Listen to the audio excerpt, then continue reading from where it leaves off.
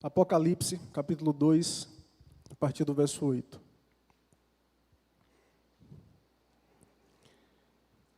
Carta à igreja em Esmirna. Ao anjo da igreja em Esmirna escreve: Estas coisas diz o primeiro e o último, que esteve morto e tornou a viver. Conheço a tua tribulação, a tua pobreza, mas tu és rico. E a blasfêmia dos que a si mesmos se declaram judeus e não são, sendo antes sinagoga de Satanás. Não temas estas coisas que tens de sofrer. Eis que o diabo está para lançar em prisão alguns dentre vós, para ser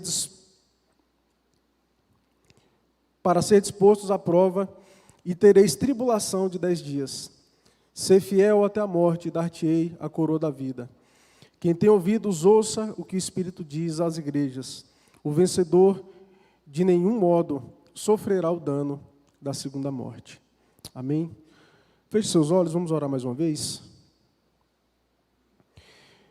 Santo Deus, nós queremos rogar ao Senhor para que brade nos nossos corações nesse momento. Que o Teu Espírito, Deus, traga vida à Tua palavra, que ela seja, Deus, eficaz em nosso coração, que transforme, Deus, o nosso coração, que redirecione as nossas vidas e nos santifique como Teu povo, Pai. Em nome de Jesus. Amém. Queridos,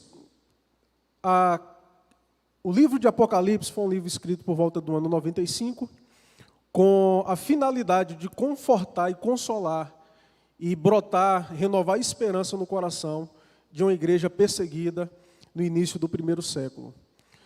E essa carta, que é dedicada a 7 igrejas da Ásia Menor, é uma carta muito rica, muito interessante, e nós queremos voltar a trabalhar com o livro de Apocalipse quando nós retornarmos de vez os nossos módulos de teologia.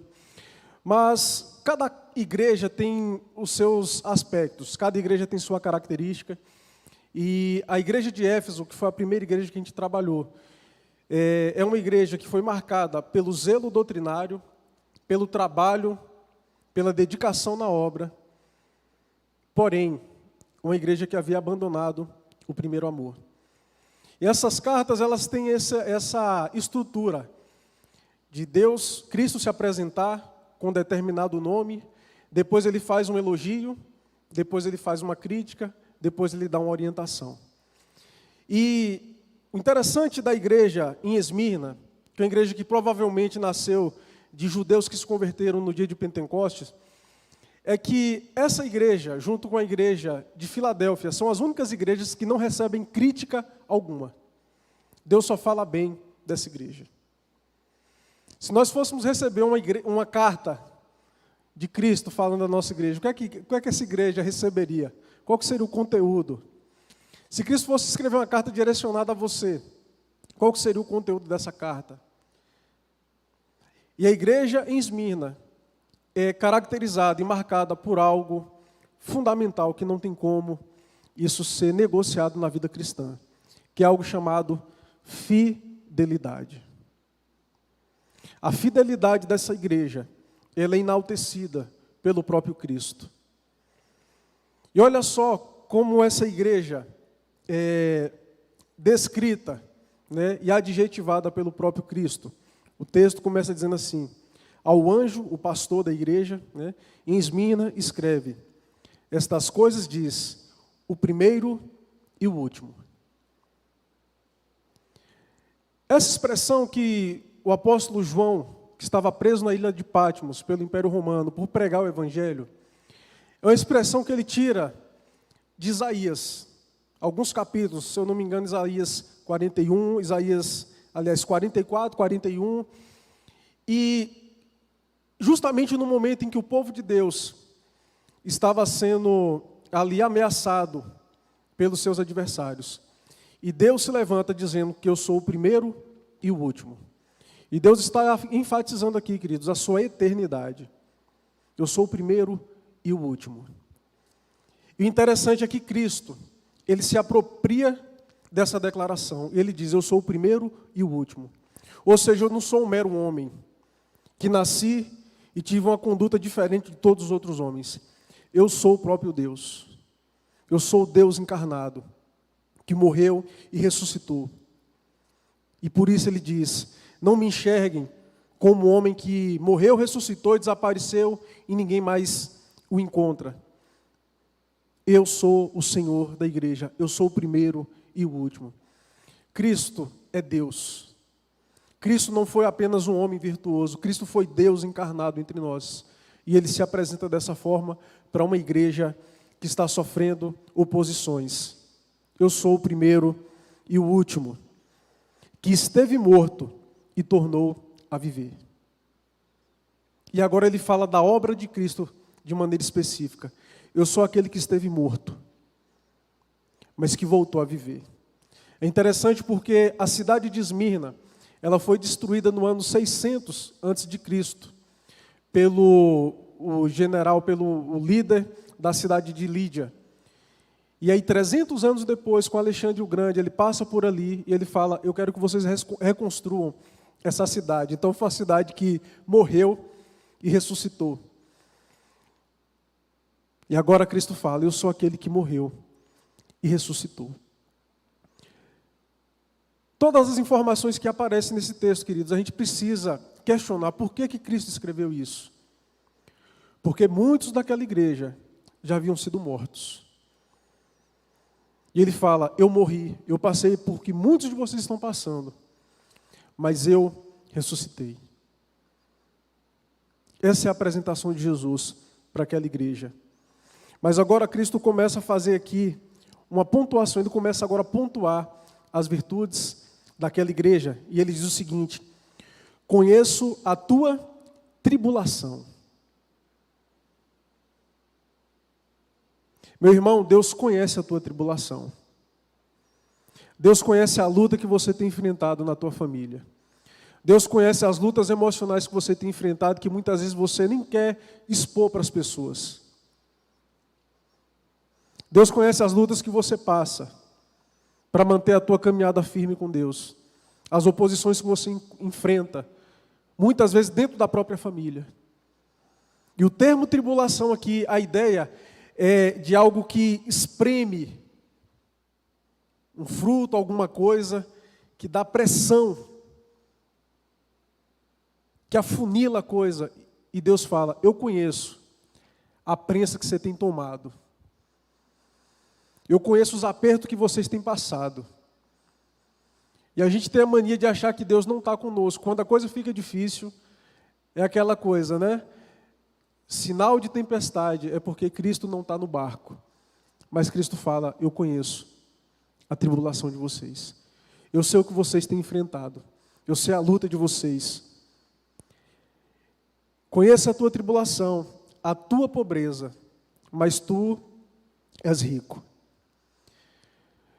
Irmãos, a igreja na cidade de Esmirna, apesar de ser uma igreja elogiada por Cristo, certamente era uma igreja que não era tão valorizada pelos homens.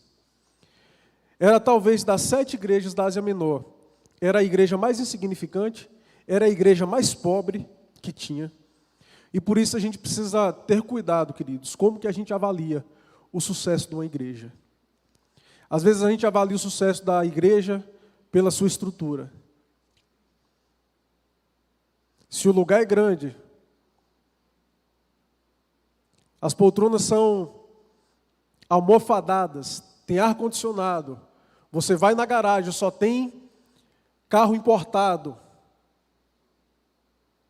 é sinal de que Deus tem abençoado esse lugar. Se a igreja está cheia, se a igreja é conhecida na cidade, é o sinal de que Deus está abençoando, que Deus aprova essa igreja. Mas a igreja de Esmirna, uma igreja pobre, uma igreja de periferia, a igreja de muitas pessoas que não eram letradas, Cristo elogia aquela igreja e fala, vocês são pobres diante dos homens, mas aos meus olhos vocês são ricos. E a pergunta é, por que é que essa igreja era uma igreja pobre? Por algumas questões que a gente precisa conhecer. Um dos motivos da pobreza daquela igreja era por causa do contexto social da cidade de Esmirna. A cidade de Esmirna era o centro do culto ao imperador, diferente da cidade de Éfeso, que era o centro do culto da deusa Diana. Ali se estabeleceu de maneira muito forte o culto ao imperador. Na cidade de Éfeso foi construído o primeiro templo dedicado à deusa Roma. Numa disputa entre 10 cidades para construir um templo para um determinado imperador, aquela cidade ganhou. Então era uma cidade extremamente envolvida com a idolatria relacionada ao culto a homens, o culto a personalidades. E por conta disso, o que é que aconteceu? No ano 70, os judeus tiveram seu templo destruído. O general Tito destruiu o templo de Jerusalém. E por causa das suas insistentes tentativas de se insurgir contra o Império Romano, Roma perdeu a paciência e destruiu o templo de Jerusalém. Muitas pessoas foram mortas, algo que Jesus havia profetizado, que aquele templo não ficaria pedra sobre pedras. Então, os judeus se espalham, mas a religião judaica ela continua sendo permitida. Era uma religião permitida porque era uma forma de evitar problemas. Para esse povo não ficar ainda mais satisfeito do que já estão, deixa eles servirem os deuses deles. E era isso que acontecia. Mas depois da destruição do templo de Jerusalém, o cristianismo começa a ter uma força muito grande. E os judeus começam a se enciumar dos cristãos, porque eles entendiam que o cristianismo não era mais uma seita do judaísmo, era uma nova religião. E Roma, quando percebe isso também, posteriormente, os crentes começam a sofrer ainda mais. Mas o que acontecia? Os crentes eram denunciados de forma caluniosa pelos judeus. Falavam o seguinte: aqui não é o centro do culto ao imperador, o imperador não é o Senhor, não é o Deus do império. Pois é, esses chamados cristãos, esses homens e mulheres do caminho, eles dizem que um tal de Jesus é que é o Senhor deles.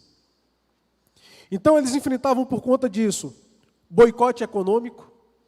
Muita gente não queria comprar de crente. E quando ia vender, vendia muito mais caro. A igreja sentia por causa disso. Outro problema, muitas vezes eles tinham seus bens confiscados por serem cristãos. Diante de perseguição, diante de tribulação, eles tinham seus bens confiscados. Muitos, quando se convertiam, eram demitidos dos seus empregos. Então, gente que tinha uma vida financeira estável, do dia para a noite, perdia a sua estabilidade financeira, tinha os seus bens confiscados, tinha muitas vezes os seus patrimônios destruídos por judeus e por pessoas do próprio império, tinham seus bens saqueados. Olha que situação difícil dessa igreja, queridos. Olha o quanto de oposição que essa igreja enfrentava. Mas eles permaneciam o quê? Fiéis. Era uma igreja que empobrecendo, minguando com o tempo, mas permanecia fiel ao Senhor.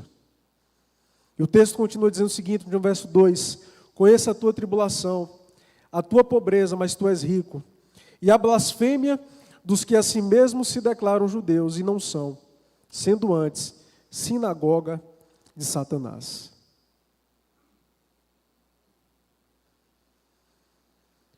Cristo ele traz algo muito pesado sobre algo que ele já falou anteriormente.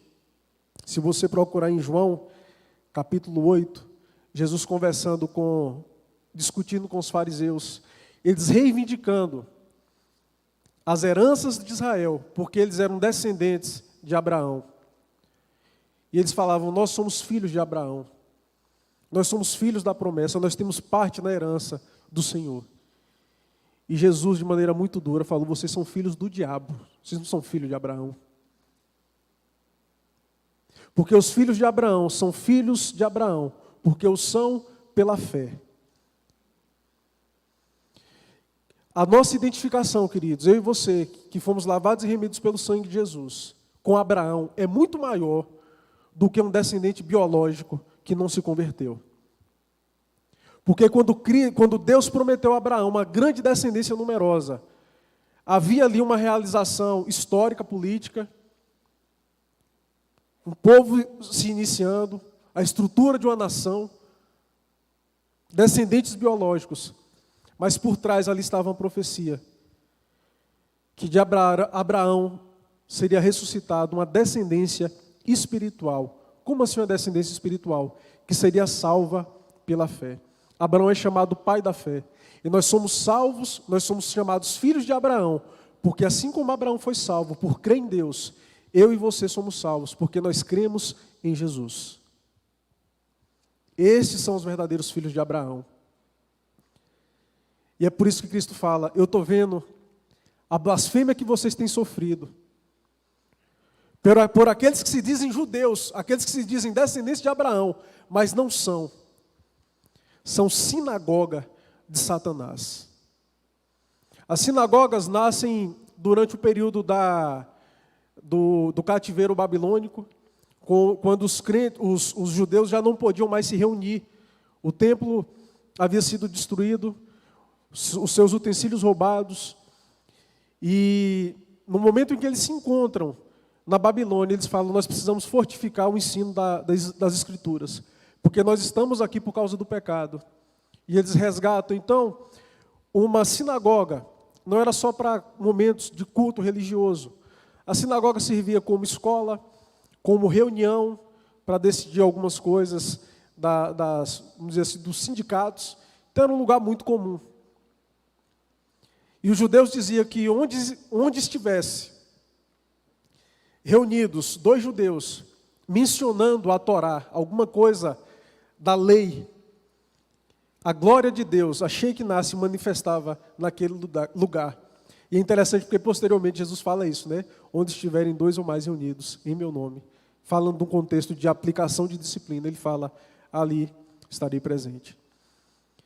E a sinagoga tinha essa função, queridos, de promover integração, interação, conhecimento, espiritualidade. Mas Cristo chama esses judeus de sinagoga de Satanás, ou seja, vocês se reúnem para trabalhar contra o reino. Vocês se reúnem para promover o caos. Vocês se reúnem para tramar contra a minha igreja. Vocês são meus opositores. A Bíblia não nos dá, queridos, um meio termo em relação à nossa vida espiritual. Ou nós somos súditos do reino, ou nós estamos a serviço de Satanás. Isso é muito sério. Isso é algo muito sério. Porque amigo do Evangelho é inimigo de Deus. Você pode ser uma gracinha, fofinho, bonito, uma pessoa, gente boníssima. Mas se você não entregou a sua vida a Deus, a sua vida ela vive contrária aos valores do reino. Você é o inimigo do reino de Deus. E somente Cristo, transformando o teu coração, salvando a tua vida, pode te tirar desse estado. Não existe lugar de neutralidade. Eu estou aqui em cima do muro. Eu preciso me decidir a respeito de Cristo, mas também eu não estou do outro lado, não. Eu estou aqui, flutuando. Queridos, não tem muro nessa história. E aquela igreja estava sendo atacada por homens que se diziam filhos de Abraão, mas que na verdade eram filhos do diabo e promoviam a perseguição do reino de Deus.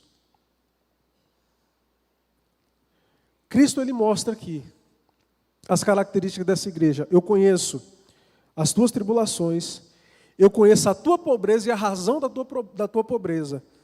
E eu conheço a blasfêmia que vocês têm enfrentado por amor ao meu nome. Mas agora Cristo faz algo que todos nós precisamos nos agarrar nessa noite. Cristo ele encoraja a igreja. Olha só o verso 10. Não temas as coisas que tens de sofrer. Gente, imagina você receber uma carta dessa. Recebe uma carta falando do teu sofrimento, você fala, eu acho que vai vir uma palavra de alívio, né? Aí fala, não desanime com as coisas que vocês ainda vão sofrer. A coisa vai piorar. Não temas as coisas que tens de sofrer. Eis que o diabo está para lançar em prisão alguns de vós, para serdes posto à prova, e tereis tribulação de 10 dias. Aqui Cristo está trazendo uma profecia a respeito de momentos difíceis que aquela igreja passaria. E o termo 10 dias aqui, queridos, não é literal. Existe um problema quando a gente tenta interpretar Apocalipse de maneira literal algumas coisas que são simbólicas. Por exemplo, as 7 igrejas simbolizam a igreja do Senhor em toda a sua história. 7 dá esse sinal de coisa completa. Mas o 10 tem um sentido também parecido, mas é um momento de tribulação que tem começo, meio e fim. Então não é um tempo que é indeterminado. Deus está falando, Cristo está falando para aquela igreja. Vocês vão passar por um momento em que muitos vão ser lançados na prisão. Por conta de falsas denúncias, por conta de coisas, que são absurdas que falam a respeito de vocês. Por exemplo, queridos, sabe qual era uma das coisas que os crentes eram acusados? De canibalismo. Porque eles diziam que eles comiam o corpo e o sangue de Cristo. E aquilo era algo horrendo para eles. Os crentes eram acusados de incesto porque eles se chamavam de irmãos, mas eles casavam entre si. Então era esse tipo de denúncia, queridos, que chegava para o Império Romano. Era por esse tipo de coisa que os crentes eram presos e mortos.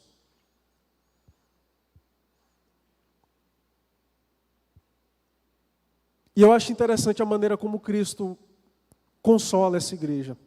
A maneira como Cristo encoraja essa igreja. Ele não consola essa igreja dizendo assim, vai passar, logo, logo as coisas vão ficar boas. Olha só o que Cristo fala aí na parte B do verso 10. Sê fiel até a morte, e dar-te-ei a coroa da vida. Seja fiel até a morte, e eu darei a vocês a coroa da vida. A cidade de Esmirna era uma cidade conhecida também, queridos, além da sua ligação forte com o culto ao imperador. Tinha um motivo. A cidade de Esmirna era conhecida como uma das cidades mais fiéis ao Império Romano. Era uma cidade devotada ao Império Romano. A fidelidade ao Império Romano era algo que chamava a atenção. Eles tinham um senso cívico, de patriotismo para com Roma, que eles se sujeitavam a tudo, e não só se sujeitavam a Roma, eles bajulavam a Roma. Haviam as cidades que eram escolhidas para ter reuniões das províncias romanas, e Esmirna era uma das cidades que sediava essas reuniões. Não era qualquer cidade que sediava. Era uma cidade extremamente fiel e dedicada ao Império Romano. Agora você imagina uma cidade que é conhecida pelo seu patriotismo, pela sua fidelidade. E agora a igreja é desafiada a reproduzir, em um outro nível, fidelidade. Cristo fala, muitos de vocês vão ser lançados nas prisões. E ser lançado na prisão, duas coisas vão acontecer. Você vai aguardar o julgamento. Ou você será absolvido, ou você será morto. E Cristo fala, essa fidelidade de vocês vai custar um preço muito alto. Mas Cristo diz, ser fiel até a morte. Seja fiel, queridos, a nossa fidelidade precisa nos custar caro. Ela nos custa caro. A nossa fidelidade pode nos levar para um lugar doloroso. E a igreja é desafiada, encorajada. E recebe agora essa promessa, depois de ser exortada. Ser fiel até a morte, e dar-te-ei a coroa da vida. Às vezes, queridos, nós somos fiéis a tantas coisas. Nós somos fiéis a instituições, somos fiéis aos influencers, YouTube, pessoas do Instagram, somos fiéis a instituições, somos fiéis aos nossos amigos, somos fiéis às nossas ideologias, convicções econômicas, políticas. Mas como que está a nossa fidelidade a Deus? Até que ponto nós temos ido por amor a Cristo? O que é que nós temos suportado por amor a Cristo?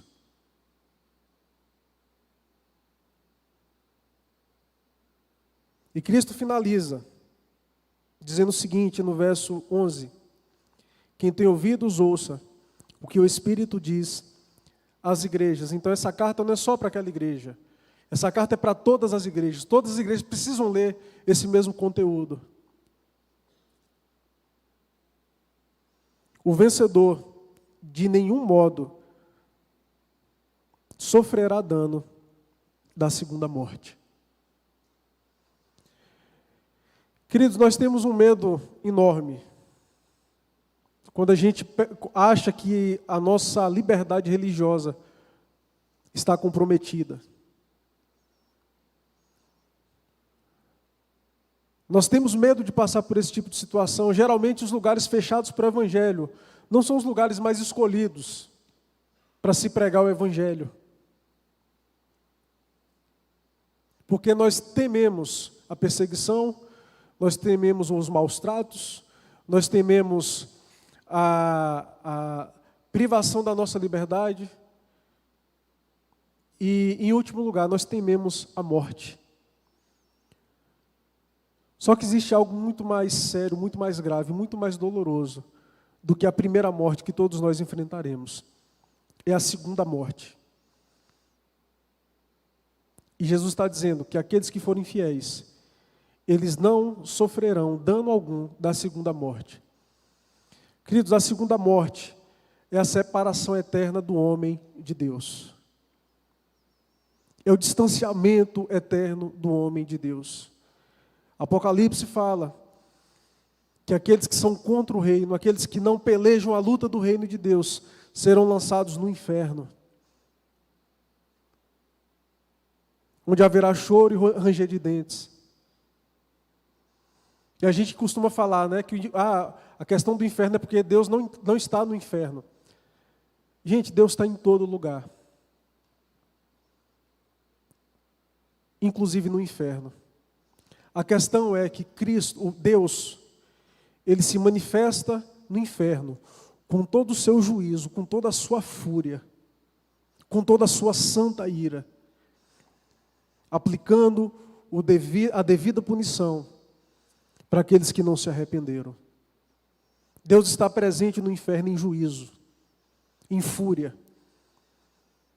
E Jesus diz: aqueles que permanecerem fiéis não sofrerão dano da segunda morte. Enfrentar dificuldades, queridos, perder amigos, perder emprego, ser excluído da sociedade, passar por tortura física, emocional e até morrer, são coisas dolorosas, coisas difíceis. Mas não se comparam com o dano da segunda morte. Não se compara a sentir a ira e a fúria de Deus. Eu queria encerrar dizendo, queridos, que de todas as 7 igrejas da Ásia Menor, só tem relato dessa igreja nos dias de hoje, na cidade de Esmina, que mudou de nome.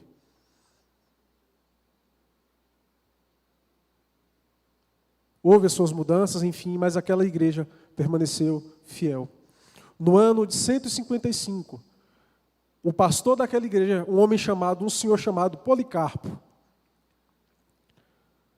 no momento em que Roma se levantou de maneira furiosa contra a igreja, chamou Policarpo: vem cá, você é o pastor da igreja de Esmina, né?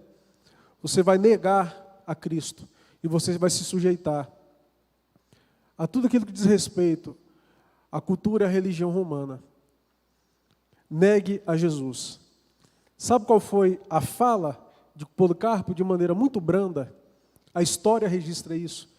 Ele falou assim: eu sirvo ao meu Senhor há 80 anos e Ele nunca me fez mal. Como que eu poderia negar o Salvador da minha vida? Podem me executar, porque eu estou pronto para isso. E aquele homem morreu. Queridos, ser fiel até a morte. Ser fiel até perder amigo. Seja fiel até perder emprego. Seja fiel até sofrer as consequências de ser um verdadeiro discípulo. Isso é tomar a cruz. Porque a nossa recompensa será a coroa da vida. Vida eterna com Deus. E eu queria te convidar a curvar a tua cabeça nesse momento. E fazer uma avaliação da tua vida. Faz uma avaliação da tua vida e se pergunte: eu tenho vivido de maneira fiel? Eu sou um crente que sofre oposição porque eu não negocio os meus valores? Eu sou alguém que muitas vezes já perdi muito amigo porque eu não quis me envolver com aquilo que não era certo? Eu sou uma pessoa que tenho sofrido, muitas vezes, até de maneira abusiva, por não negociar a minha fé. Porque, queridos, isso é o que nos aguarda. O prêmio da nossa fidelidade nós não receberemos aqui, mas é na glória, é na eternidade. E a palavra do Senhor para nós essa noite é: ser fiel até a morte. Ser fiel até as últimas consequências. Não negocie o Evangelho. Não seja uma igreja misturada com o mundo. Não seja uma igreja que caminha de mão dadas com o mundo. Porque vocês estarão negociando aquilo que há de mais precioso. A mensagem que libertou vocês, que arrancou vocês do inferno, que trouxe clareza e discernimento. Ora ao Senhor nesse momento.